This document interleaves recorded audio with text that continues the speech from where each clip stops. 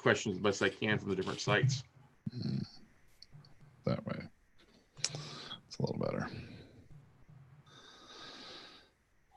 All right, everybody. Hey, we are back here with our next speaker here on the Mass Media Podcast. You are, trust me, you're going to get a lot of great stuff out of this next speaker. He is he's just got a passion for kicking ass and taking names and helping people with their podcast. He does a tremendous job. Full disclosure, I would not be a podcaster without Tom Hazzard. I will tell you that right now. So true, because the fact is he followed up and convinced me, and I'm glad he followed up with me. So it's very true. You gave me the Heisman. Monetize.com. He is the other half to his lovely wife, Tracy Hazzard, on there, but a full-time podcaster, owns the largest podcast production company in the country, helping over 300 podcasters to their full service podcast production. And he is here to help show you how to find your ideal clients with your podcast. So without further ado, the man, the myth, the legend, Mr. Tom Hazzard, man. Thank you, Scott. It's great to be here. I love these live events that you do. You're the master at putting these on for sure. So thank you so much for having me. Anytime, brother. Now, you don't have a presentation. You've got some stuff you want to dive into. You got your outline and sharing and building questions and go from there, right? Correct. Yeah, I'm not gonna go deep into slides or sort of hide behind the slides. Not to criticize others that do that, but it's just I want to talk. I love doing this because I like having the conversation, right, with you, and also sharing and serving everybody who is watching across here on Zoom or across the internet. How many different places are you syndicating this to live?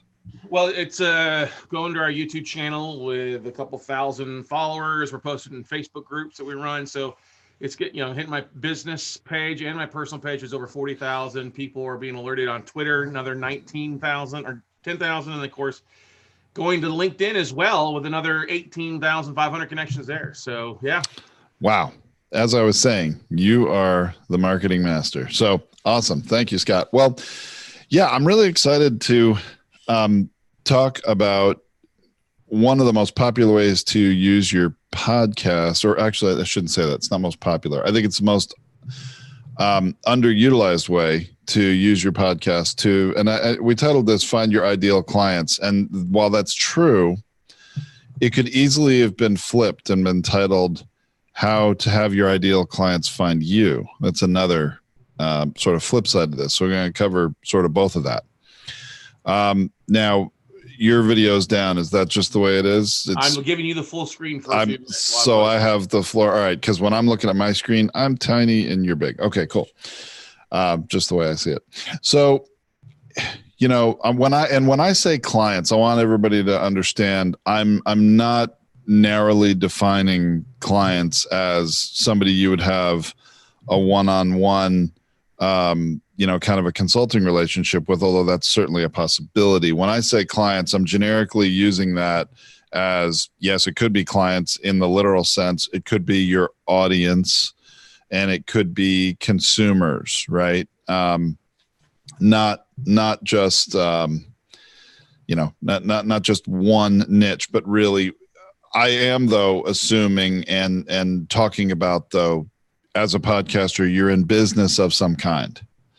You have something you're selling, some service you're providing that you are wanting to use podcasting as a means to market and grow that business, increase the number of people you're able to sell to and serve, or, in some way you have some business purpose that is related to the podcast. Okay. And that doesn't mean, though, also that you're not serving your listeners. I do completely believe in you need to serve them first. This, the podcast can't be all about you and what you want people to buy from you. That's just one of the things that often does and can happen, as a result of a podcast. So I want to make sure that's clear. I'm not saying, you want to sell out and you're trying to trick people into working with you. It's just I just believe in service first, and we'll cover that more a little bit later. But one of the things that I think a lot of people don't realize, even after they've already started their podcast and they've got it out there with, 25, 50 or more episodes, is that really this is about strategy first, and about strategy of how to set up your show. If you set your show up the wrong way, then this isn't going to happen, or you're more likely to have a mismatch between your audience and what you're trying to accomplish. So you must set up your show the right way. And so I'm going to talk about a few of those strategies here in a second, but I will also, more importantly, want to talk about what it's not. Okay. There are especially a lot of the earlier entrants into podcasting who teach others how to podcast and how to be successful with podcasting. There's an awful lot of discussion about podcasting to achieve passive income. And personally, I think that's very old school. I don't think it's easy to achieve. There's a lot of diminishing returns with it, especially these days.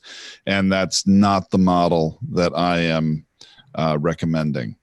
So, a passive income model really isn't going to work. That's why I was saying, the way this works best is you're in business in some way. You have a company, or you are high up in a company, or even maybe you're just an employee of a company, but you want to use podcasting to either market and grow that company, to reach new potential customers, or somehow to lead generate for that business. But again, you want to serve first, and then that will come. So let's talk about some different strategies. I mentioned that before. It's the strategy for how to set up your show. So really, I want to talk about one of the most, I'd say, very successful methods of finding your ideal clients using podcasting, but it's also one of the most underutilized opportunities. And that is that is actually going out and interviewing guests who are your ideal client, or your ideal profile of client, your ideal avatar of client. And in that sense, one of the things that podcasters are all too concerned about becomes very unimportant. Podcasters are always concerned with what, Scott? What were you most interested in the first month of your show? Downloads and how my show ranked compared right. to other people. The stats, right? Yeah. How many people are listening? Vanity. How many people are downloading it? Yeah, vanity stats. And that's something actually Tracy and I talked about in a recent webinar of our own is vanity metrics, I think we call it, right? So, you can serve an incredible audience of people out there who really are getting value from what you're saying. But in this strategy I'm talking about, that could be 100 people. It doesn't need to be thousands of people. It doesn't need to be tens of thousands or 100,000 people.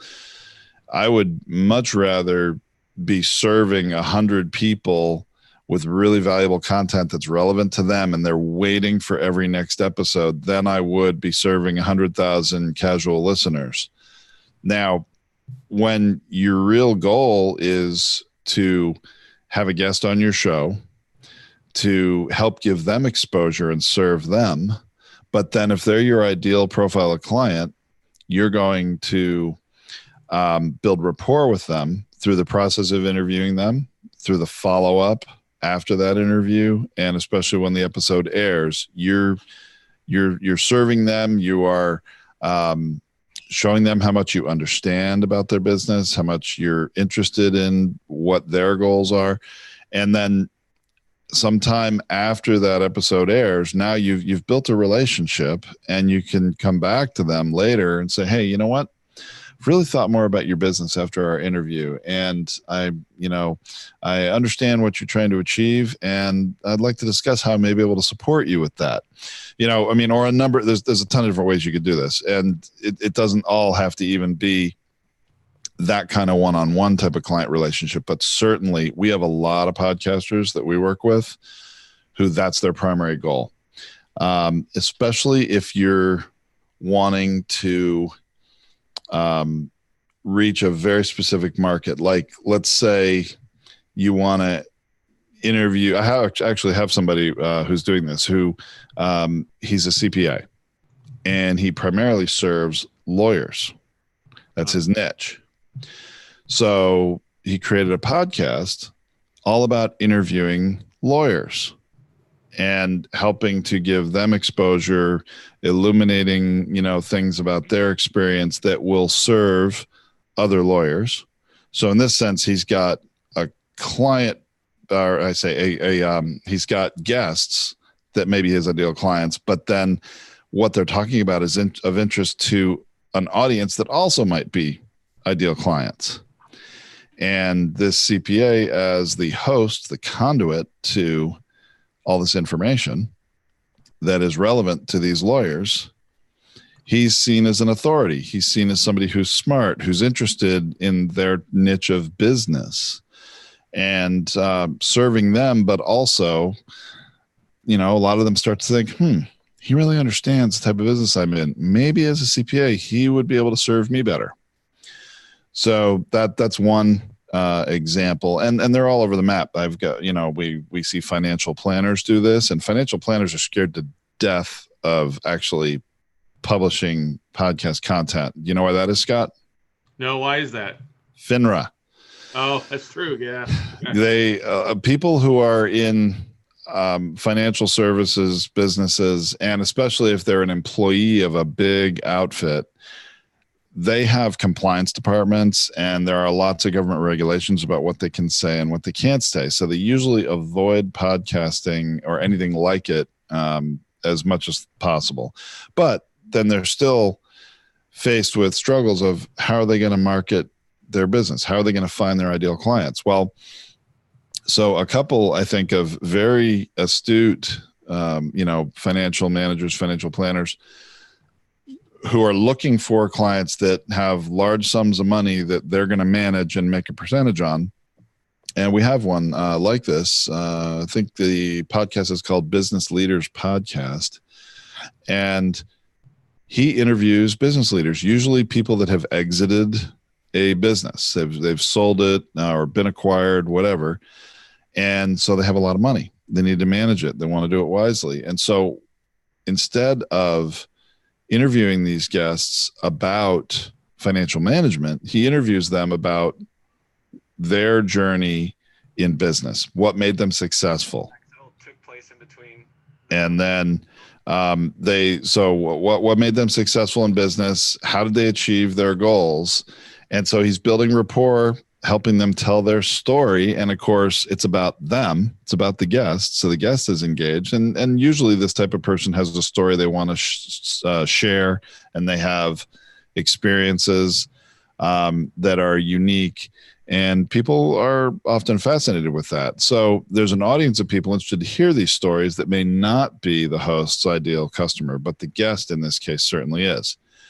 And so if you do one a week and you're entering about 50 people a year, his plan is the average customer who has, usually a couple $1 million of money to manage after exiting something. Well, with the percentages and the way that he charges for his business, one client can be worth $100,000 in revenue for the year. So it's lead generation in that sense. And it's been working for him. He's been doing it for, I think he's into year 3 or 4 of his podcast now. So another example of how you could do it. But when you set up your show, again, talking about, I wanted to mention a few different strategies. One of the things that's really critical and what we do working with a lot of our podcasters, especially if they're starting a show with us, or maybe they haven't had a lot of as much success with their show as they wanted to, and then they come to us for support, we really dig into, okay, what are your goals? What are you trying to do? And very often we find that there may be a mismatch between the audience that they are serving with their podcast, or they think they want to serve, and then the audience that is really interested in what they have to say. So strategy of understanding who you want to go after. Like, let's say you want to go after CTOs or CMOs, really busy C-suite people, right? So if you have a business that would serve somebody like that in some way, then what kind of content are you going to create? What kind of listening experience you're going to have? Because while like I said before, you don't need to have thousands of listeners. You need to at least have some amount of listeners because you want to serve the guests too and give them exposure. So while small and focused is better than large and uninterested, still you want to be creating content that is providing value to a listener, and hopefully then the experience and the exposure is valuable to the guest. But what kinds of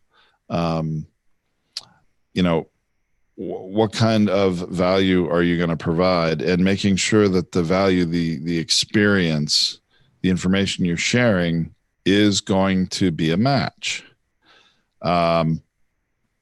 So we got interesting comment here, Scott, and I don't mind comments or questions along the way. I'm not one of those people that really needs to save it till the end. If I had slides, that would be different. So somebody interviewed by you, Scott, and of course you are awesome. And as soon as you finish recording was it you? Yeah. No, not Scott's. I'm sorry, I misread that. Yeah, Kim. It was a guest on my show. Messing with the Monkey Mindset was the name of the episode we did with her. And the podcast started selling me on his workshops and other services. You yuck, so slimy. I wonder if he'll ever air a podcast, even since I did not take him up on any of his products or services.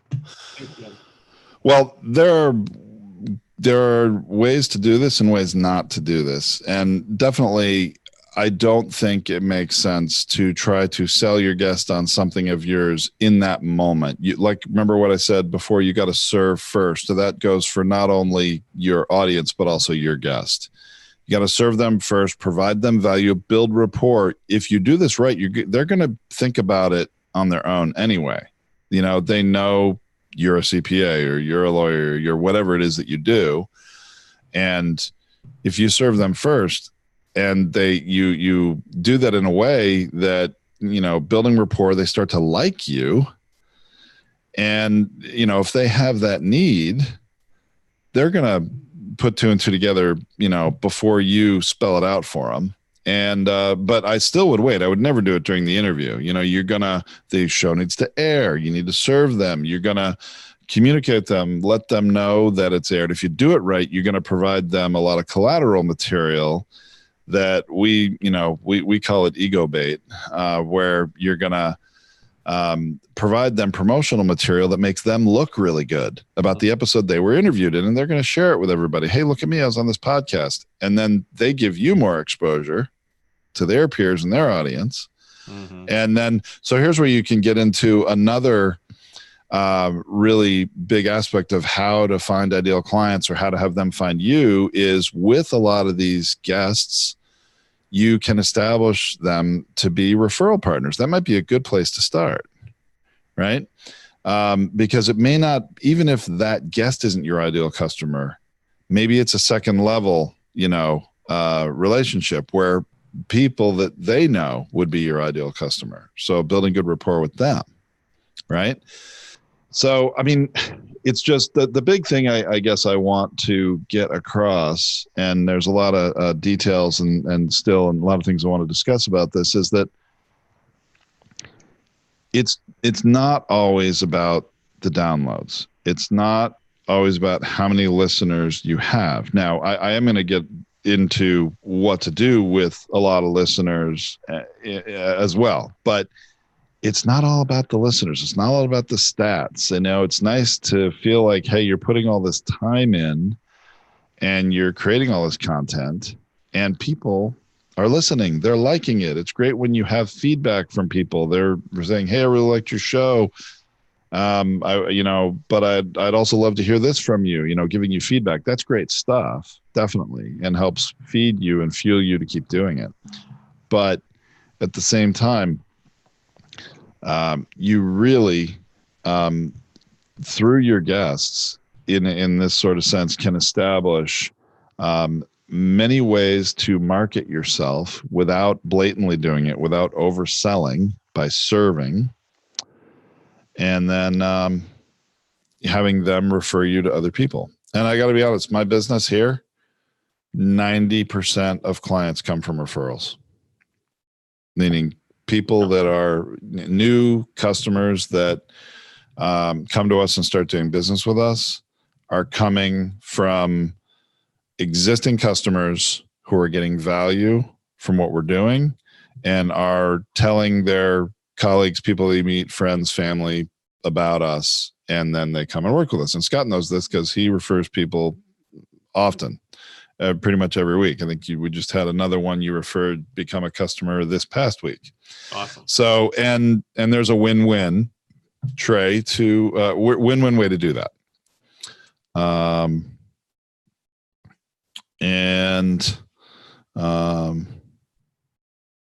Who is it? You're messaging me, Scott. Okay, I see. Great. Yeah.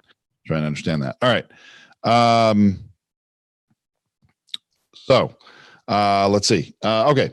So I want to use not only some examples of others, but I also want to talk about us. Now, Tracy was on the show on this yesterday. Same time yesterday. Yes. Really? Same time. Oh, wow. Yeah, I guess it was. So we have our own podcast for podcasters called Feed Your Brand. And there is a subset of episodes that we do. Actually, Tracy does. I don't even do it. Called Center of Influence, which she's rebranding as the Binge Factor, which I think is an awesome name. I think rebranding that going forward this year as the Binge Factor makes a lot of sense. But what she's doing, because she has a column in Authority magazine, which is specifically to feature, this column is intended to, and they asked her to do this column to feature successful podcasters. So she's interviewing successful podcasters about what makes them successful, what they believe makes them successful. And they have a discussion about it. Well, so to use us as an example, now Tracy does not sell anything to these people as she's interviewing them, recording this episode that airs as a podcast. But it becomes obvious over the course of it that Tracy is one of the co-founders of Podetize, that it is a business that supports podcasters in many different ways. And after they have this engaging conversation, of course, after Tracy is serving them, giving them exposure in Authority magazine and on the podcast and putting it out there, very often they ask her, okay, so what is it you do? And how do you support podcasters? So you don't have to be so pushy. You can, like I said, serve first. And I really, this is a good example of a podcast that serves a community of people. I mean, right now there's a little bit south of 200,000 active podcasters out there in the world. Active, meaning still publishing. And that's a pretty big market of people. Like Scott said, we're now, I think, 310 or so. We keep, every week we add several more, but we're serving only 310. So, almost 200,000. There's a lot of podcasters out there who could use support. And we don't need to be pushy and oversell. We can serve them, provide audio content. I mean, a lot of podcast hosts are also podcast listeners, although not all of them. I think we all probably know that. But they listen, they get value and tips for what they might be able to do to, make their podcast more successful. So listening on its face has a value. And then the top podcasters who Tracy's interviewing are, even though they're doing a fantastic job in many ways, there are usually certain aspects that, there are gaps or opportunities and maybe other ways that they need support. So that's what we do using a podcast that is I would call natural organic lead generation. Right. Okay. So then, so now I want to talk about, let's talk about that type of person or company that isn't going to interview guests that are their ideal clients. Their podcast subject matter isn't really in alignment with that for whatever reason, but their listeners, the content they're putting out there is serving an audience of people who are likely to be in alignment with what they do and be interested potentially to buy some product or service that they may offer, or to pay to go to an event that they're putting on. I mean, there are lots of different potential ways, right? So how can you use your podcast to help find those ideal customers and convert them? And this is what I like to talk about is listener engagement. Listener engagement is a big thing because what do we know, Scott? Unfortunately, in the podcast world, it's a one-way relationship initially, right? Mm-hmm. We're recording, we're putting it out there for people to listen, and we hope they're going to listen. We hope we're going to find a lot of listeners, and a lot of people do. But others struggle, and how many listeners are enough listeners? And boy, that's completely subjective, and I don't want to burn a whole lot of time on that unless somebody has a specific question. But again, I'm not here talking about, advertising, which is what I would call passive income. I mean, certainly advertising is a great way to be able to generate revenue from your podcast if you have a podcast that's a good fit for advertisers. Some of us do and some of us don't, I'm sure. But let's say you have average of, I think it's pretty common. A lot of podcasters have maybe 1,000 downloads per episode. Sometimes that's after 25 to 50 episodes, maybe that's what some people have. But those are 1,000 listeners who have opted in to listen to you. They didn't randomly tune in the radio station and just happen to hear it. They've actively subscribed and they're getting your stuff every episode and they're liking it, or they wouldn't keep subscribing. And so how can you engage with those listeners and get them off of that app and get them to let you know who they are, and then actually get them to want to receive information from you about who you are and what you do, maybe what you sell, what kind of service you can provide. So many different ways to foster listener engagement. One of them, and I just want to talk about a few different concepts here. So if you've got a book of any kind, certainly, and I know a lot of podcast hosts are also book authors or become book authors, and some of them actually use their podcast to create a book. And so if you have a book or books, then you probably have something that you can give away for free. And maybe that's an excerpt of your book. Maybe that's a couple trial chapters in an ebook form.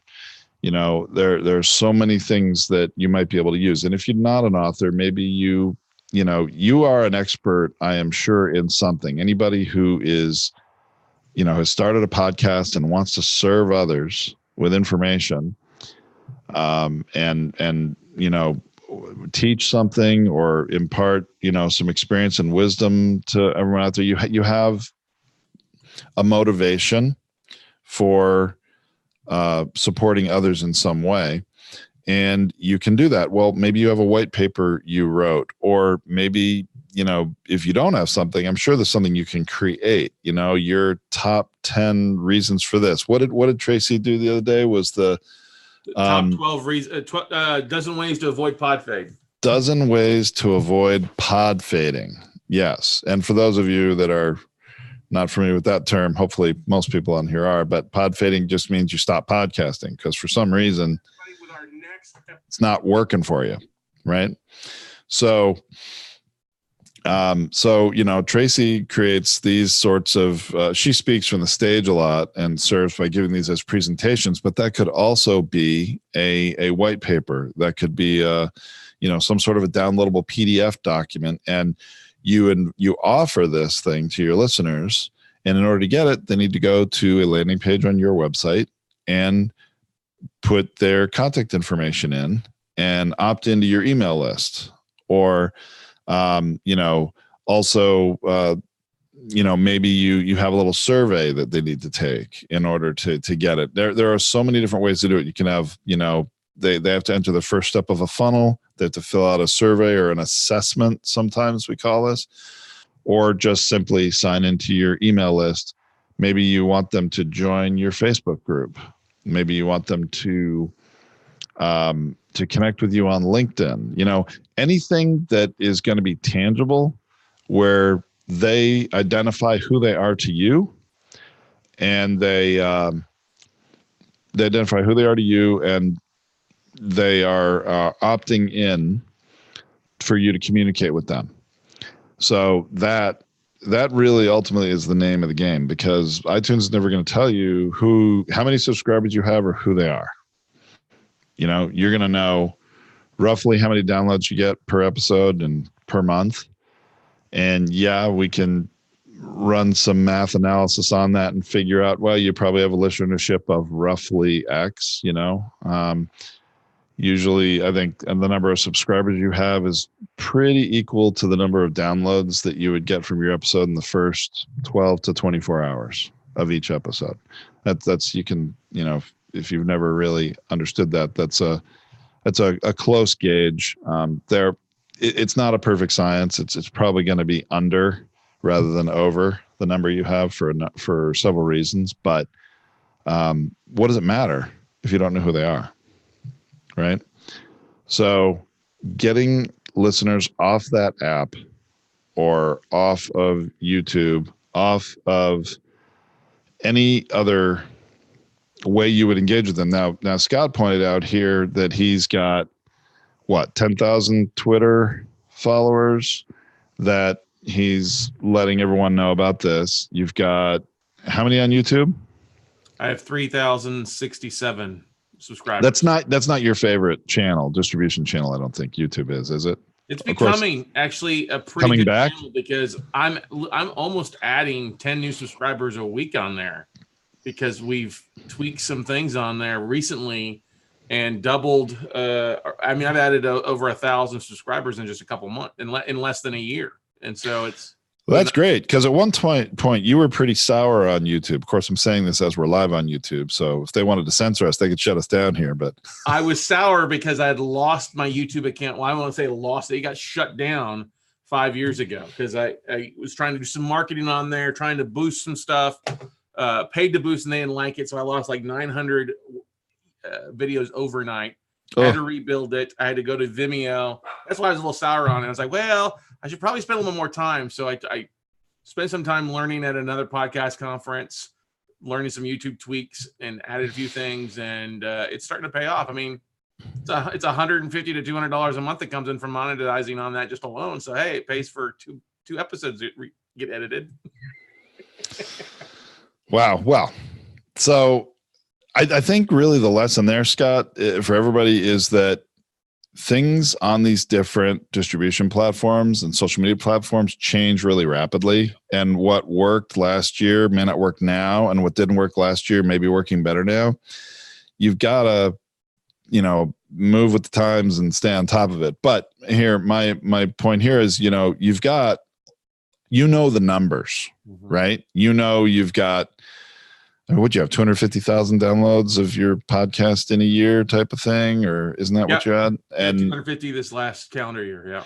And, that's great. You got a lot of listens, and you've probably got, I would imagine maybe somewhere in the neighborhood of 10,000 listeners, but do you know who they all are? I have no clue. Yeah. So you've got to engage them. You've got to motivate them. And to do that, you've got to serve them. You've got to offer them some kind of value. And I would say a value or a reward where they get something in exchange for communicating with you. Another one of my favorite ways to engage people, if you've got a podcast that you would like to invite listeners to participate in any way, just invite them to ask you a question. There is a tool you can use. Now, of course, they could email you a question. You could solicit them to message you over Facebook Messenger or the message function of LinkedIn. You certainly could do that. But one of my favorite ways is to use a tool that any of you that have a WordPress website could use. And that is called SpeakPipe. Are you familiar with SpeakPipe, Scott? I've heard it. I have not implemented it. Thank you. Okay. So SpeakPipe is a plugin for WordPress. I used it in my very first podcast for years and years. Now that very first podcast is no longer active, although it's making a comeback this year. That's a whole nother story. But I would invite listeners to ask a question. And they can go to the website, click on a button on the website, and just over their computer with the raw microphone, just their open mic on the computer, it's like recording a voicemail. They can actually ask you a question by speaking it. And it records it, emails it to you. You can listen to it, and it gives you, I don't remember, it's an MP3 file or some other audio file format, but it doesn't matter. It can be inputted and used in the podcast. And so they would ask a question, and when we would get a good question or one that we thought, was a good subject to include in an upcoming episode, we would make that a segment of the show. Hey, we got a listener question. Let's hear this question from, I'm trying to actually remember. We had one guy from Brazil who would do this a lot. Now, I wish I remember this. Martin, something like that. Anyway, he, would always leave us often, many times, I guess, leave us a question voicemail. And a lot of times they were really good questions. And then we would provide that audio to our audio editor and say, hey, we're going to answer this question. Here's this audio where we answer the question. We want to use it in the episode and sort of in this position as like a segment of the show.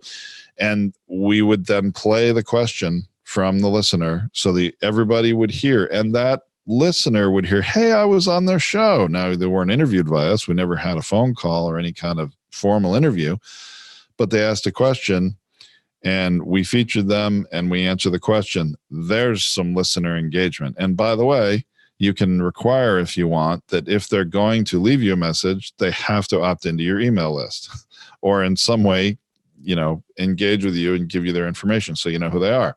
So now you can target them with appropriate stuff, whether it's newsletter type things or marketing emails or whatever it is you'd like to do. Again, knowing who they are, getting them off the app is critical. So, if all of you out there podcasting are not engaging with your listeners and actually speaking to them and inviting them to go to your website to somehow engage and communicate with you. Now, if you've got a podcast that's not business related, it's purely a passion project, and that's not important to you, that's fine. But if you're in any way in business, you've got a very powerful medium here. I mean, I hope everybody realizes how powerful this medium is of podcasting. You're in everybody's ears every week, usually. Some of you more than one time a week. And they're getting to know you. You don't know them, but they're getting to know you. And they are liking you if they're coming back listening to more episodes. So if you invite them to take part in something, to ask a question or to get some information, to give them some sort of a reward in exchange for exchanging their information, how many of them do you think are going to do that? Quite a lot. Our experience in calls to action and podcasting has these types of offers usually get a 30% or more. We've even experienced up toward 40% conversion rate to a call to action that's relevant to the listener, where they actually can get something in exchange. And that's powerful stuff. So definitely would recommend coming up with as many ways as possible. And if Tracy talked about 12 ways to avoid pod fading. I want to throw in a couple of suggestions here for how to avoid giving away your authority, meaning to, so I see this is such a few of these are rookie mistakes I see a lot. And even you'd be surprised, some people have been podcasting for a couple of years are still doing it. When they put out any sort of promotion for their podcast, they're giving a link that takes people from that link directly to iTunes. Mm-hmm. And that is really great for iTunes. They are loving that you're doing it, but it is really not helping you other than driving traffic to maybe listen to your podcast over iTunes, but it's not helping you because you don't know who they are. You're doing iTunes a huge favor. It's same thing with most social media platforms, although I guess if people connect with you on LinkedIn or Facebook, you do find out who they are. But I would always recommend you're going to send people from anywhere you're going to promote it, any social media platform, any email, you give them a link to where, Scott? Your home site, your home webpage. Your website. Could be your podcast page, could be your homepage, doesn't really matter, but your turf. You want to advertise to people, hey, I'm going to put out a promotion. Hey guys, here's my podcast. You can listen to it anywhere you want to. There's a dozen different ways you can listen to it. And rather than picking one and favoring it and sending people to the one, unless you have a particular goal of trying to rise in the charts on iTunes or something, and you want to drive as much traffic there as possible. Some people do that. Again, I think that's more vanity metrics than really helping you. But you always send them to your website. We create a subscribe rate and review page for all of our clients on their website for them with links and screenshot tutorials for all the different places people can consume their content, and they choose where to go. So promote someplace that brings them to your website, and guess what? While they're there, make them an offer to opt into your list, to let them know who you are for good reason. So definitely that's a big rookie mistake, is sending people from some promotion somewhere else. That's not going to help you that much. And another, I would say, rookie error I see some people doing is they start a podcast, and even though they have a website, the web page in their iTunes profile, you ever see that, Scott? Actually, I can I'll pull one up. So in iTunes, all right, here's a client of mine. I'll give him a shout out. Why not? And I'm going to do this from iTunes desktop because I'm on my laptop. I got to get the right thing. iTunes. So here's a podcast called Plant Problems. It's a cannabis related podcast. Can you see that, Scott? Yeah. So right here on your iTunes is this website link. And when you click it, you know what? And I'm going to click it. And then, of course, you all aren't going to be able to see it because I didn't share my entire screen. So I'll have to stop sharing, and I'll come back and show you where it takes you in a second. But when you click that link, then it actually goes to the podcaster's website, right? All right. I'm having a little technical problem with that. So in any case, this website link goes to their page, their website. But very often I see people, am I still sharing or am I not? Yeah, you're still sharing. No, you're not sharing. No. I'm not. Okay, good. I'm trying to make sure I stopped it. The thing about what most people do, especially if they have a hosting account at certain hosts, they don't really tell you. They make that link default to your podcast on their platform. So it's not your webpage. It's a webpage they've created, like on Libsyn or Podbean and, Spreaker, some of these places, SoundCloud.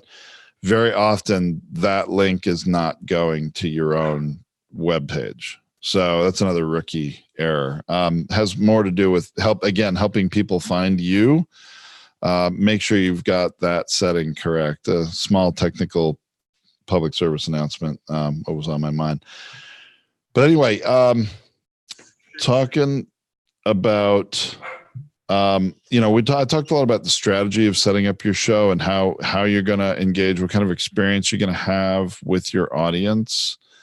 And one of the things that I want to point out here is, you notice when I'm talking about podcasting, I haven't talked much about your audio quality or how to edit a podcast or some of those details, because here's the thing.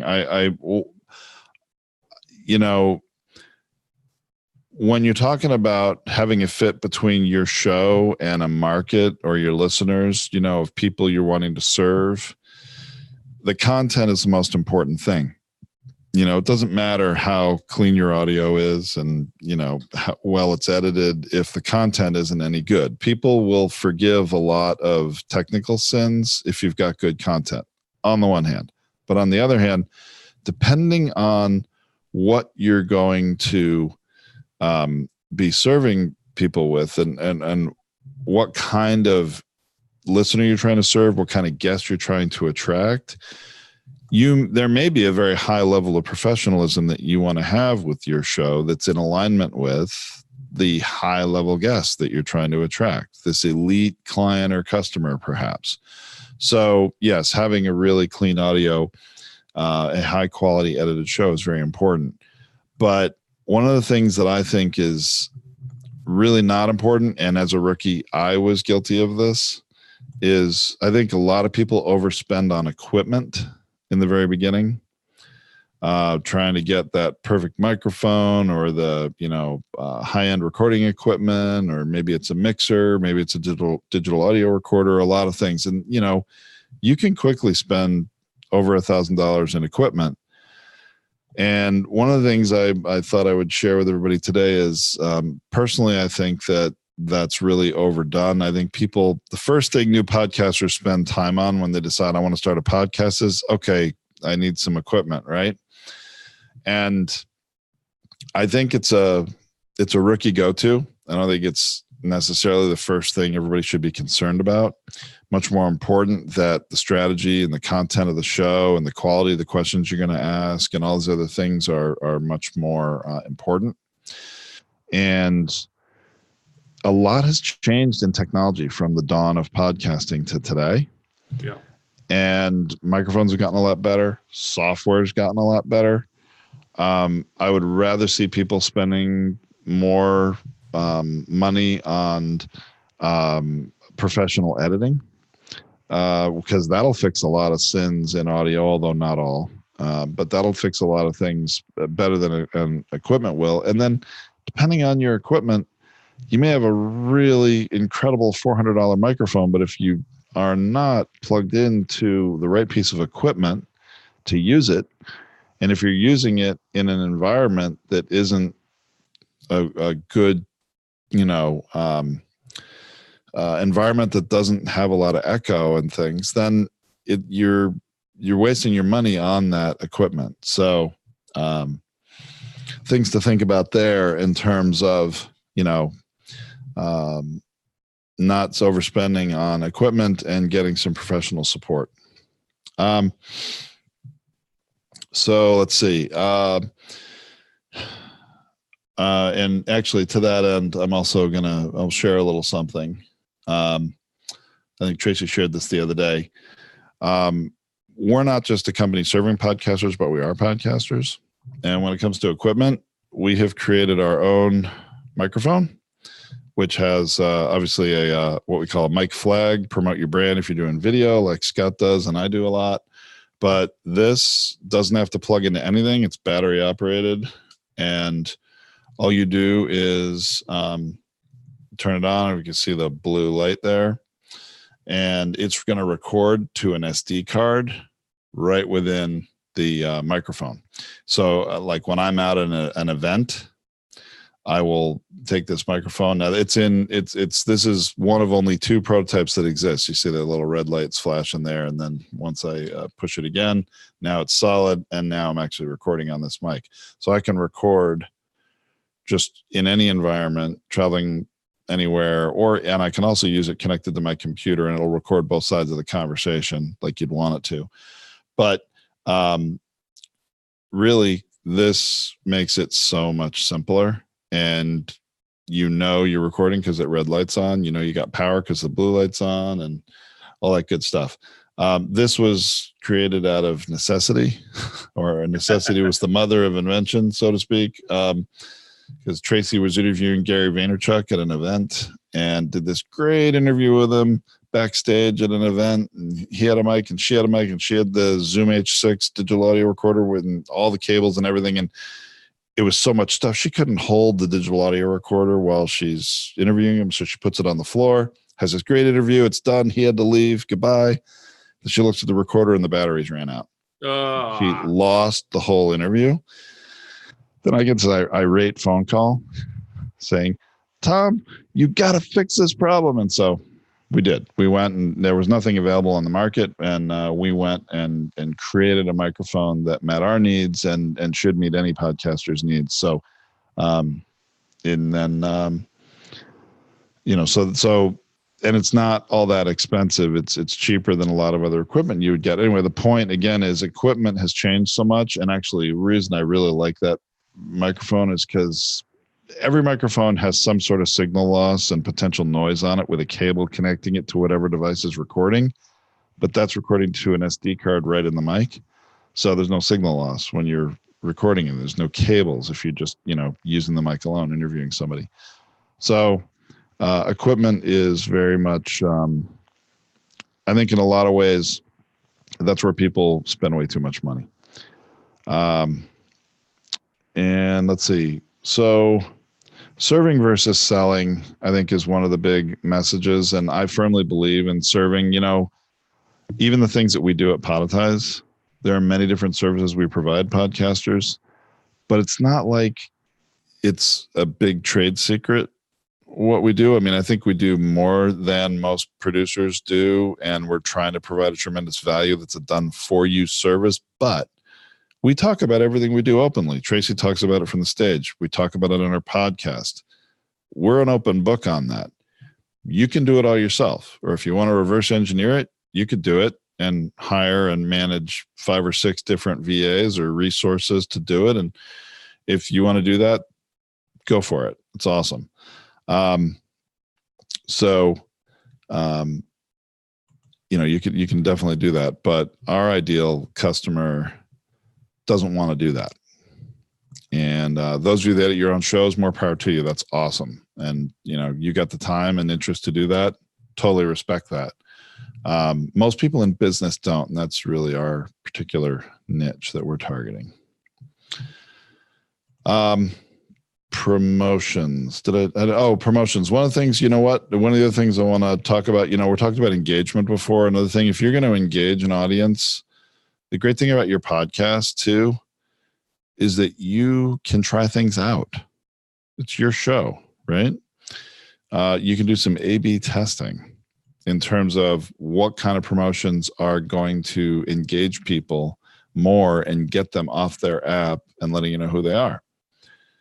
You can, put out a promotion that goes to a landing page for a couple chapters of your book. Maybe it's a pre-release, right? Like a small ebook sneak peek, or you might have a white paper, or you might have an assessment. Really, people want to know. And actually, this is an assessment we created that we haven't been using yet, but we created one for podcasters, which is playing on the vanity metrics thing a little bit, Scott, where we say, do you know how your podcast stacks up compared to others? Most people really don't have much of an idea. They all wonder, hey, am I doing well? Now, of course, the real answer, as I've told you today, is it really depends on your goals and, what you're trying to accomplish. There are many, many factors, but as an assessment to get people to go and opt in and answer a couple questions, and then it buckets them into a couple different ways as to whether they are, a new podcaster, a seasoned podcaster, or somewhere in between. And that helps us understand, how we can serve them best and engage them. And then they get an assessment at the end of it as to, whether they're, new but growing, or, hey, you're off to a great start and still lots more opportunity, or pretty advanced, but, even there, as you're very advanced, there may still be some opportunities that you're leaving on the table. So A/B test different kinds of promotions, do different ones in different episodes. You might want a different landing page to send each one of those to, and then you can track how many people filled out one form versus another, or opted in this way versus that way. And you can test and quickly figure out what method is working best for your audience and which one's serving you better, getting the right kind of leads that you want. I think people often think of their podcasts as fixed in time. Once you do it, it's done.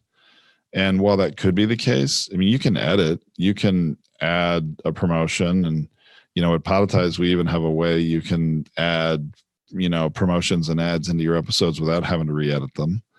You could change them at any time. So you can test out different things and see what works. And I think that's very important as well.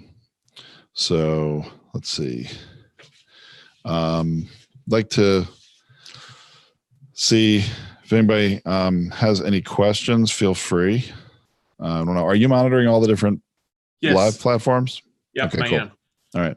So the question I like to ask, obviously, which SpeakPipe I just signed up for it. That's what I was doing, speaking and then waiting for the confirmation email so I can send you the links to add to the website.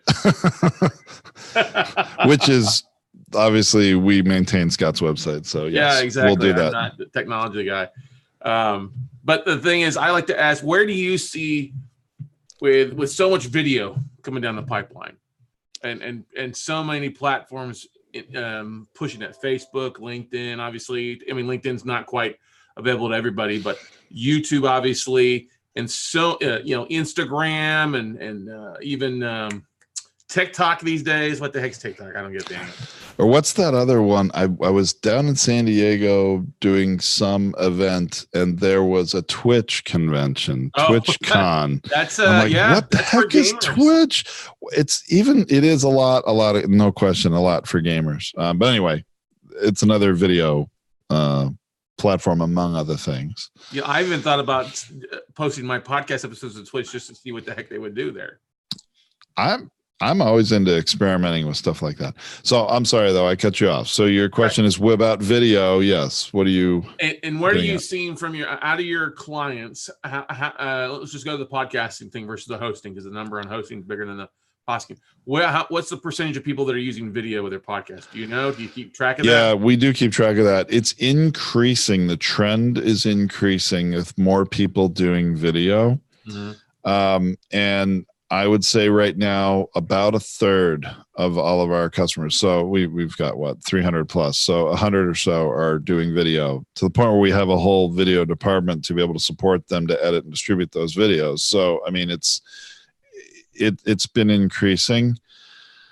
My feeling is if you're comfortable recording video, you're going to spend the time recording anyway. Yep. Why not record the video and put it out there? Because here's the thing, Scott, and we haven't really talked about this today because I was choosing a different subject to talk about, but at Podetize, we are all about getting the most out of your content, and one of the biggest ways you get the most out of your content is actually what we do, converting every episode into a blog post. And I'm not going to go deep down that. If you want to have a dive on that, you're welcome to reach out to me.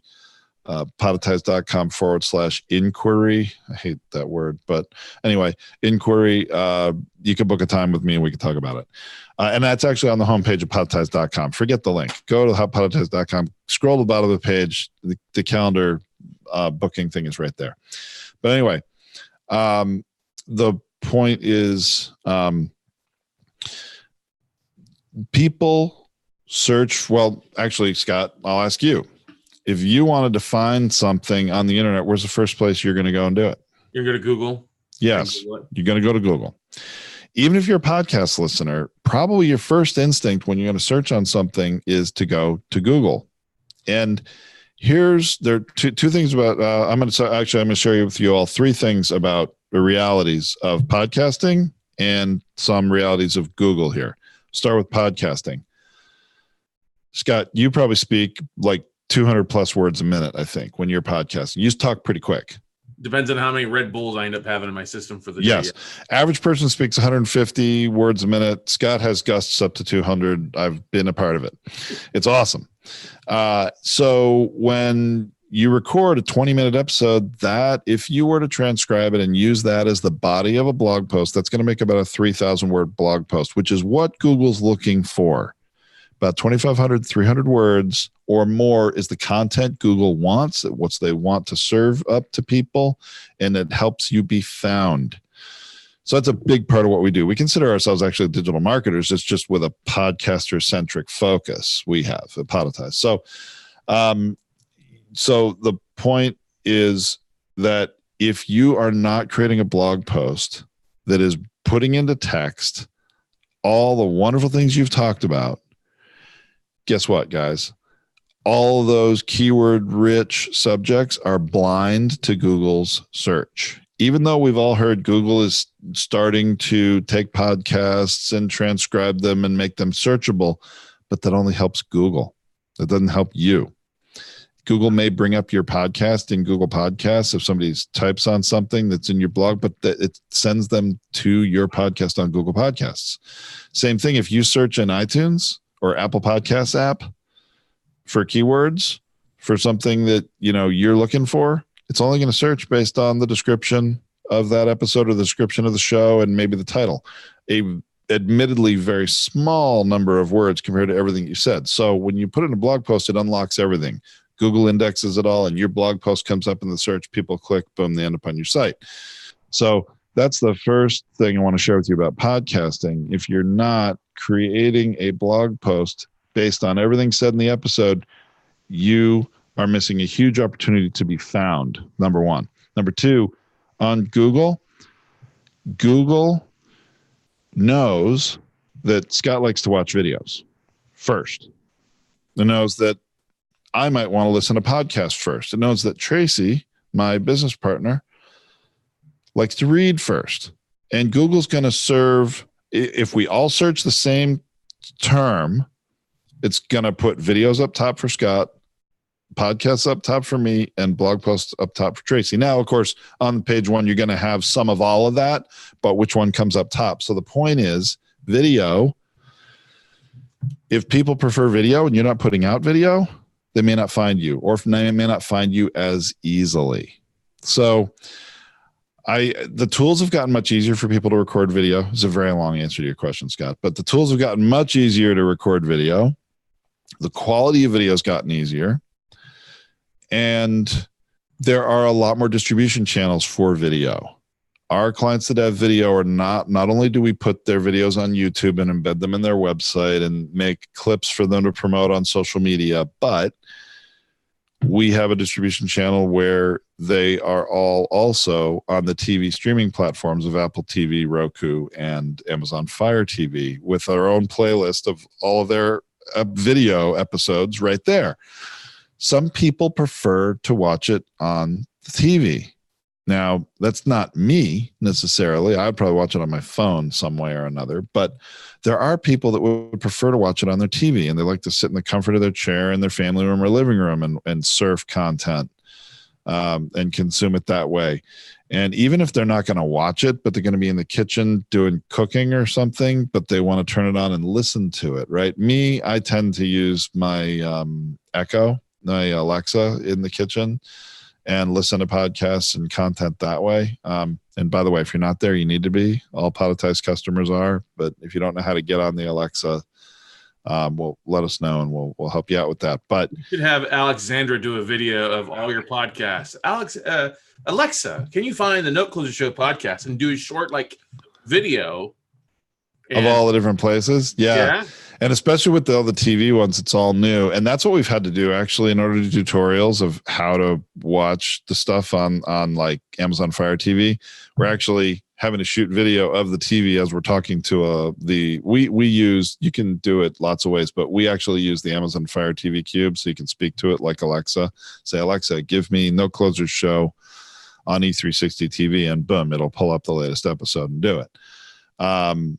Anyway, so video's becoming more popular.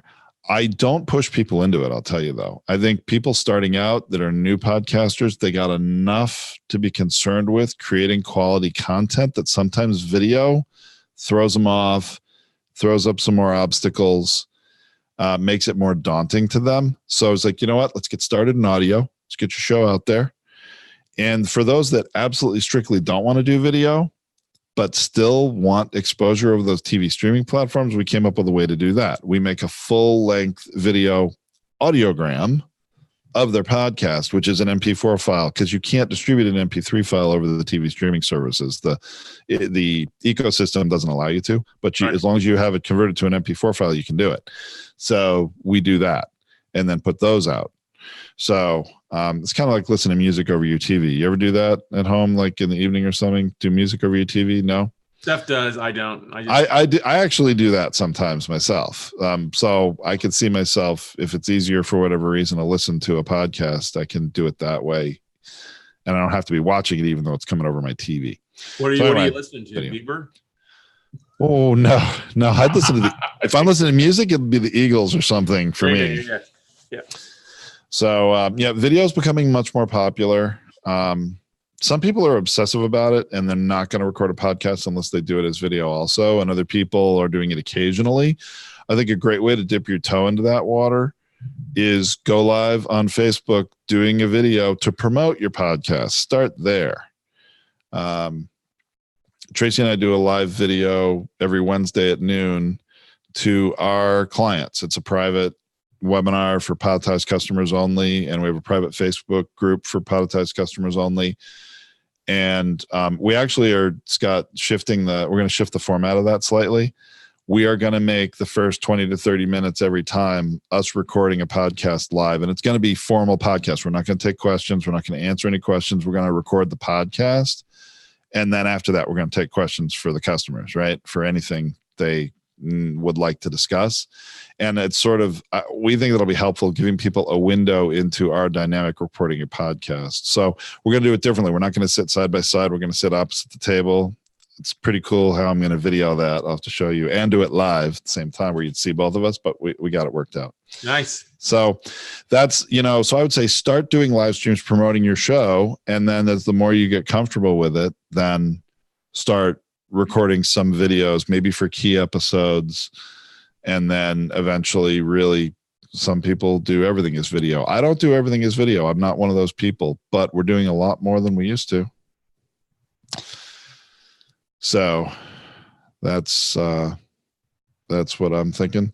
So the engagement has been better than Facebook, especially since Facebook got slapped with the lawsuit of them exaggerating downloads or views 150 to 900%. I mean, that's crazy. I mean, we've got a mutual friend that was in Orlando with us who's basically whole system got shut down because they were doing Facebook Lives all the time. Oh no, she's using YouTube. Who? But I've got friends that in the digital marketing side that's what they were basing their business on, these numbers. And when they found out, their clients just dropped it. They're like, nope, it's lies. Maybe not you, but it's Facebook lies. And we're not going to live with it. And I know. And while they probably couldn't hold their digital marketing consultant accountable for that, it sure killed that revenue stream, didn't it? Yep. Tracy is very skeptical of those types of numbers on social media, especially. Mm-hmm. And we approach that very cautiously.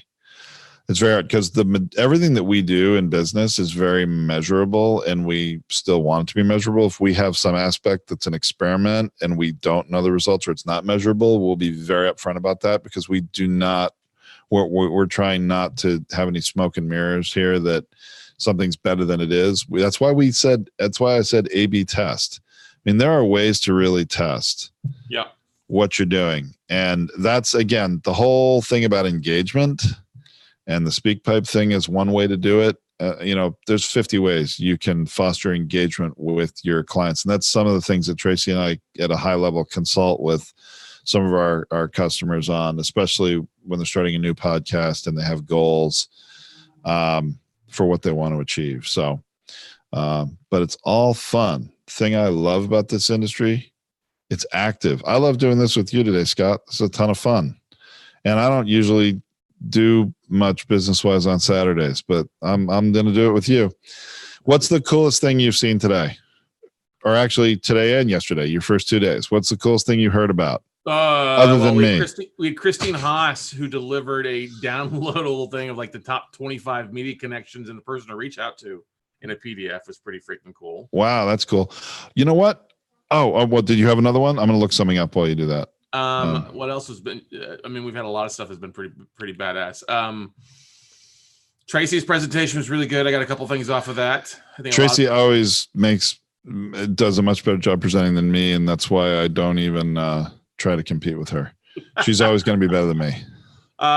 Stephanie Lahart's on her downloads on Instagram marketing. Stephani's a client of yours there for Digital Talk. Yeah, it was a good thing. Awesome. Let's see. Melinda Whitsott with talking about how they're launching a podcast gamification platform. Whoa. Yeah. Oh, yeah. Oh, yes. You know Melinda. I think she knows Tracy. Yeah. Yeah, no, I do. And actually, she's been a real small world connection lately. She and I have talked a few times, and I love what she's doing. We're talking about how we can collaborate. And then Aaron Young also met her last week. And then he found out, she asked him, who does your podcast? He says, well, I work with this company called Politics. Like, oh, I know Tom. I was talking to Tom. So anyway, she's a very small world connection lately. Yeah. I met her over a year ago here in Austin, actually. I think she was at New Media Summit when that's how we first met, and then stayed in contact with her and stuff like that. So it's actually, you know what? Austin is getting to be a hopping place because one of our clients from Los Angeles is moving to Austin now. John Livesey. I think I may have mentioned that to you. You guys are going to have to connect when he gets there. Hey, I want to share one more thing with everybody I think will be very helpful, because I think people often don't realize what the market share is of podcast listening platforms. Because we have people call up and say, hey, I need to be on this platform. Okay, we'll put you there on request, but why? And some people are really, like, I've had people say that they want to go to a platform like, I think, is it Spreaker maybe, because they have a live podcasting feature. There are a couple of the platforms are getting this lot. You can actually do a live podcast, but the caveat is it'll only be live if people have downloaded their app to listen. And Spreaker is not a destination for listeners. Either is Podbean is the other one. So if you look at this is as of February 2019. So it's coming up on a year old, and I'm looking forward to the new numbers, but almost 63% of podcast listeners are listening through Apple products, Apple Podcasts, iTunes, whatever. Spotify is number 2 at 9.5%. Overcast, almost 3%. Stitcher, 2%. I always thought Stitcher was a much bigger platform than that. I thought it was like, and you know what? I think it was much bigger 5 years ago. Yeah. Anybody on an Android listened to a Stitcher because Google Podcasts wasn't out. Google Play hadn't really, opened its arms to podcasts very well. I think Stitcher's gone down a lot, but Stitcher I always thought was like number 2, not even close. It's like number 4 or 5 here. And then if you look, Google Podcasts, who made the big entrance a year ago or more, less than 1% of listeners listen over Google Podcasts. And then Podbean is the only one of the hosting platforms that's even showing up in the market share list at less than 1%. So again, if you're on Podbean or you're thinking of going there because you want to be on their live podcast feature, the thing that I keep thinking is, what good does it do you to go live with a podcast if no one's going to listen? Mm-hmm. It doesn't really make any sense. It's sort of like a tree in the woods falling and no one hears it, right? I mean, I don't get it. And then this other 14.8%, a lot of that, I mean, they're all divided up a lot of different ways. One of those big places, though, is people listening on track players on your website or on multiple websites, right? So they don't show up as a listening platform, but it shows up as, there are a lot of listens happening on links on websites all over the place. And that falls into this other, and so do some of the other smaller listening app players. So we put all of our customers on, there's I think 13 or 14 different listening platforms we put everybody on. from the start when they become a customer. If they're not on, you know who else isn't on here, which I was shocked, is TuneIn's not on here. TuneIn is the one that we use to get people on the Amazon Alexa. It doesn't even show up here. So although I have to see what happens, especially with Spotify's number with them, some major acquisitions this year. Yeah, I think that probably changes. Spotify, I do still believe is really number 2 in a platform, but it really shows you how big Apple still is. Yeah. And they invented the market, and they still, I think, because so many people have iPhones, of course, and it's the default app on iPhones, people are going to listen with it. So I think it's helpful to have some perspective on all the different ways people are listening. I do think the Alexa listens are underreported in general too, and Amazon's coming out with their own built-in way to listen to podcasts that won't need TuneIn. So that's I think that's going to change things too. So anyway, I got a question for you. I got a question for you, and we've talked about this briefly. Where are you? Because I've talked to different people about different podcast networks of like similar shows getting together, like real estate shows having 10 shows. And here's what, and I'm going to throw this out there of what would be how would you take like 10 shows if you had 10 real estate investment shows that were cranking out an episode, let's just say once a week, okay, right, or twice a week, where you could schedule it almost every day. You know, with the easiest way to do that, they all be on the same platform, same hosting platform, so you pull that stuff.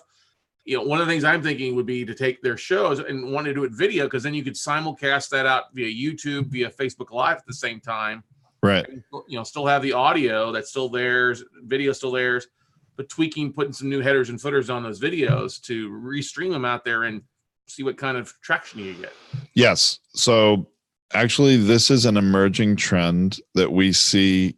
We're having a lot of discussions with people about this. We have at least 3 or 4 completely different organizations, and then they're really just individuals, entrepreneurs starting to do something like you're talking about with real estate, Scott, that have a collection of shows or are catering to people that all have shows that would interest the same kind of listeners, and want to create a network, meaning a collection of shows, right? And a very popular trend, and I think it's a brilliant way to do it. You've got to do it.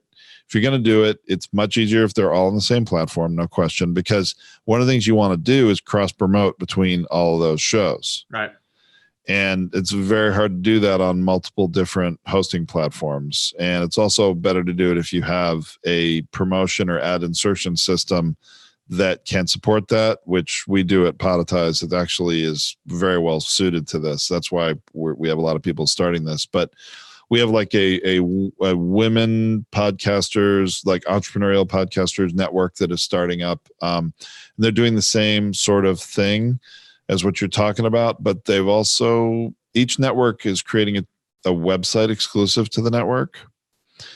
And so that, you know, there is that home on the internet for the network, not just each show. And it makes a lot of sense because you all have a lot more power together than alone, not only for promoting it, but in terms of the number of listeners it's going to attract. I do think that the total sum, the benefit for everybody being together is greater than the individual benefits of them all being apart. And so it's an increasing trend. And we at Podetize are working to be an ideal support partner for achieving a network. And we're building things in our back end. Some of the things you suggested where, you know, you might have an app that is specific to the network. If you got enough shows, I think you could convince people to download an app and use it. Or just have them subscribe to, you just put all the shows on a YouTube channel. Yep. Or its own YouTube channel, not a playlist on somebody else's, but everybody, if you had 10 people, hey, 10 videos are getting uploaded daily into that YouTube channel. Right. And the same thing with a Facebook channel as well. It's dedicated just those. Now you might have individual pages for each of those things, but you have a unique YouTube and unique Facebook feeds to it.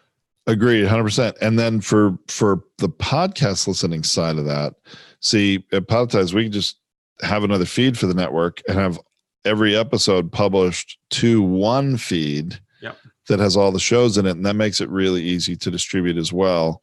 And, get many more subscribers to the feed quickly, which all of the podcast hosts then have equal access to. So, I mean, in terms of power and promotion, it's, yes, this is going to be something we're going to continue to see a lot more of here over the course of 2020. I mean, there's already at least 4 that we're working with at early stages, and I think we should do the real estate one, Scott. I mean, my gosh, we've the thing I find is funny because I've been reaching out to people already, is getting people who are doing video consistently. A lot of them will do the audio side, but they won't do the video. They won't do it consistent enough, or they treat the video not seriously. Like, we have a buddy in Houston who has a podcast who still leads people on his email signature to the iTunes page versus his homepage site, who has an hour-long show, but it's a radio show that they just do a video. So these breaks every 13 minutes, they're just standing around picking their butts. And I'm like, oh, that's golden opportunity to have content or share it with your audience. So they're like, look at the screen, not even asking questions. It's bonkers. But that's the hardest thing, is when people can take it seriously on a regular basis to get it out. Well, and then what you could do if you had any of those underperformers, could we call them that, to be kind? What I would do with that is just not even air their real video, but take their audio that's been properly edited without those breaks, and then create a full-length video audiogram out of it and put that out there. You don't like that idea? I don't think so. I think you've got to be uniform. It's like asking people that were on Fox News just to be like their face there versus actually the talking side. And that's where the video side comes in so handy, is the personality, the back and forth, seeing somebody talking. Don't get me wrong, if it's just going to be an audio, just keep it as a podcast network versus adding the video side of things. But I think because that's the thing, is one of the big things of network is bringing in sponsors, bringing in more promoters, and being able to drop ads in and stuff like that too, the audio side, but also having that ads run through the video stuff or right. When actually, the ads in the video thing, we'll be talking about that by middle of the year. Yeah. So that's coming too. But yeah, I understand where you're coming from. If you're going to do video, do video. There's something to be said for that, for sure. But I love the network idea. I mean, we've probably got 24 real estate related shows. Too many probably for one network, but a lot to pick from. I know. I reached out to Whitney actually, because I think he was the first one, because he does it on a daily. And I haven't heard back from him yet, but it was right at the beginning of the year. I need to reach back out to him, give him a phone call. So I wonder how long he's going to continue doing daily. That's a big effort he's doing, and it's been impressive, but I'm afraid, I wonder if we're going to see him burn out at some point, but I don't know. Well, Aaron Young said he'd be willing to put the Unshackled Owner on there, which I'm like, that'll work. That'll go well with it. Will. I'm sure Brad, who's watching right now, and Meryl will be glad to be on a weekly episode. Sure they would.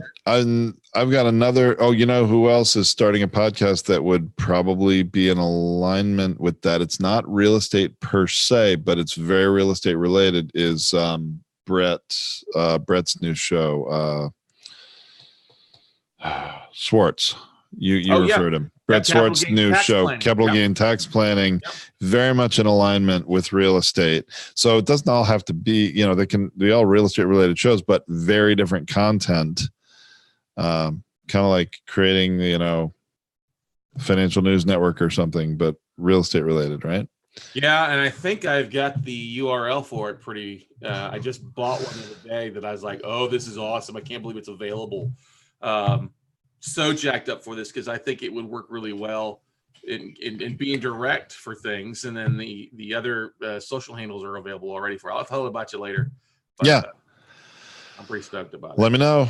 We'd love to support you on that. It's awesome stuff. Yeah, that's where it's going. Networks are big, and I think is how do I say, a natural evolution, and one with a lot of opportunity for podcasters to band together and help each other and have more success together. So I like it. Yep. Well, hey, All Tom, right. thanks so much for coming on here. Spend some time with us today on your Saturday and delivering some great nuggets and bouncing some ideas back and forth. I think, guys, if you've got a podcast and looking for hosting and then also somebody to help you out with the production, definitely pottyties.com is where you want to be at. Thanks, everybody. It was a pleasure, Scott. I'm always happy to participate. I know I'm not as pretty looking as Tracy or as engaging a presenter, but hey, good. Always fun to talk with you. Did you see there was a? Oh, hey, you're welcome, Michelle. I saw a Q&A, but she said, thank you. It was helpful. Yeah. I'm glad it was helpful. Okay, great. And one more session today, right?